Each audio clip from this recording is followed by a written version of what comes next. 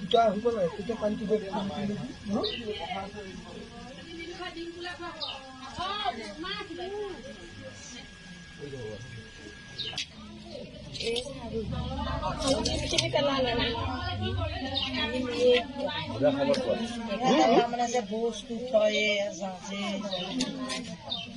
আমাৰ কলিয়াবৰ জয়ন্তীপুৰত ওলাইছিলে, জয়ন্তীপুৰ চাৰিআলিত গৈ পেলাই মোক খবৰ দিছিলে ৰাতিপুৱা যে সাপ ওলাইছে আমাৰ ঘৰত 2-3ডাল সাপ দেখিছো। পিছত মই গৈ পেলাই চালো, তাত অসংখ্য মানে আপোনাৰ 35টা সাপ পাইছো।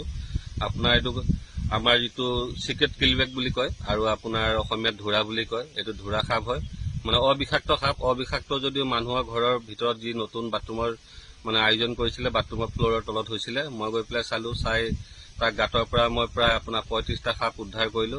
উদ্ধাৰ কৰি আমাৰ যি জয়সাগৰ দলনি আছে, যিহেতু পানীত থকা সাপ এইবিলাক ধোৰা সাপটো, সেইকাৰণে জয়সাগৰ দলনিৰ যি পিটনি আছে, মই পিটনিত সাপটো উদ্ধাৰ কৰি পুনৰ সংস্থাপনৰ কাৰণে তাৰ যাতে বংশ বৃদ্ধি হয়, সেইকাৰণে মই জয়সাগৰ দলনিত সাপটো ৰিলিজ কৰি দিছো।